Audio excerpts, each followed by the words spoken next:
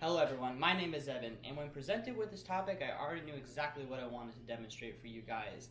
So the company that I work for, we're sort of general contractors, so we're kind of like the handyman of the professional world, and this comes in handy when working on the house because there's always different things that we know how to do. And so today for you guys, I'm going to be presenting you how to fix a hole in your drywall. Alright guys, when it comes to hanging drywall, the first thing you want to do is analyze the area you're working with. So as you guys can see, we have a stud, which means we'll be able to screw to the drywall. And we do have an object in the way, so when cutting the drywall, we're going to have to go around it, which I will show you guys an easy and quick way to cut drywall, which is going to be probably the most informative thing about this whole entire presentation. But first off, as you guys can see, safety is the first priority, and we do have some spiders in here, so we're gonna have to get rid of that first. Alright guys, once you've gotten rid of those safety hazards, so for me it was spiders. I used to use some spider killer and they're all gone. Once you've gotten rid of that, the next thing we need to do is start with the materials. So the materials I have here is obviously drywall, because we're gonna be hanging drywall today. I have a speed square so that we can get those perfect angles. I have a tape measure so we can measure out the area in which we need to drywall. I have a chalk box. This chalk box is going to help us to make a perfectly straight line paired with the speed square. So when we cut it, it fits up there perfectly. And then after that, we have screws.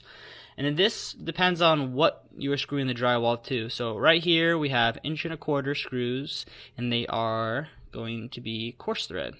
So you use coarse thread when it comes to screwing it into wood, and you use fine thread when it comes to screwing it into metal, which you guys should never have a problem with screwing it into metal unless you work in a construction building, because when it comes to remodeling, we use fine thread a lot.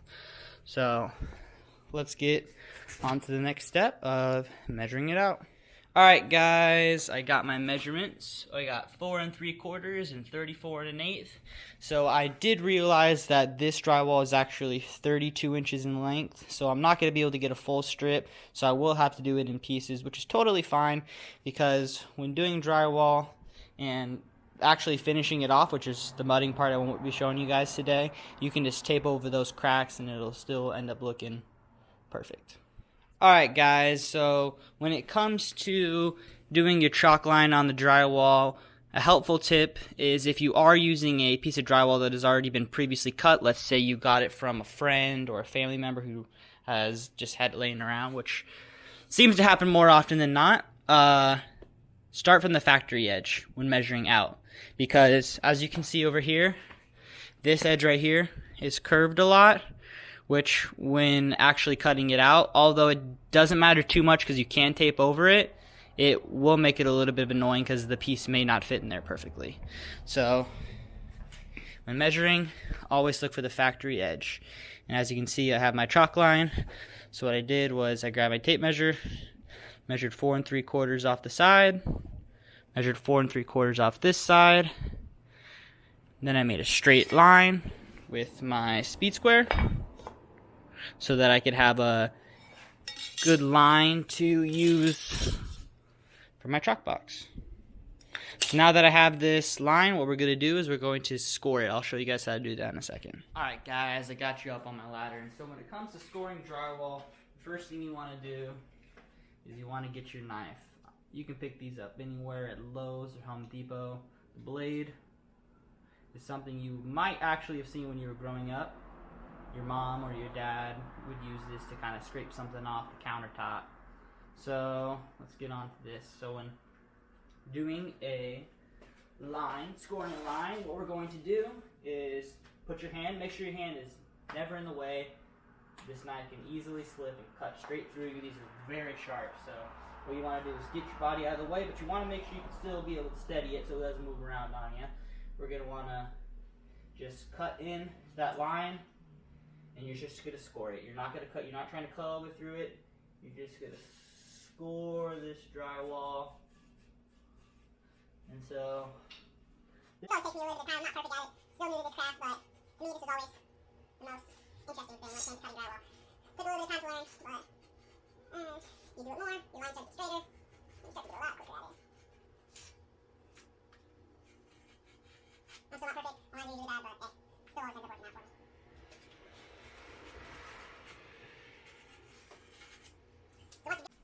scored. Let's try it out. Sometimes it doesn't always work the first try and you have to go back and do it again.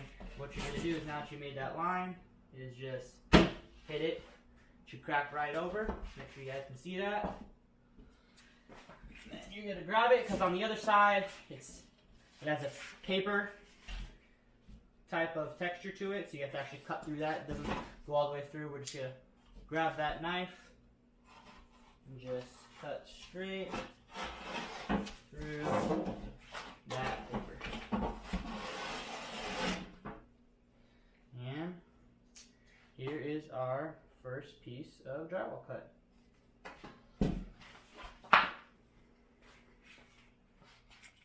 Okay guys, once you've got your piece of drywall cut, the next thing you want to do is mark it. So you got to grab your pencil. Forgot mine down here. And we're going to go over here. Because as I said, we have an obstacle in the way, so we have to go around it. Sometimes you will, sometimes you won't. Now that we've got our obstacle, first thing you want to do is mark that obstacle. You can measure it out if you would like, and measure up and down, measure from here to here and from here to here to really get your exact area. But I always like to do it this way, a little bit easier. So now that we've got our marks, we're going to go and score it again and cut it out. That's it. Alright guys, so now once you scored that piece out, which I already have, and I actually skipped a few steps here and decided to put it in. So now once you've got your drywall in, so you got it in place, what you're going to want to do, which like I said I've already skipped this step, is screw it in with the coarse 1 1/4 screws I described in the beginning of this video. And there's also one more thing that I had to tell you guys before I kind of end this off, because I'm not going to show you guys this last little piece because it's all kind of self-explanatory from there.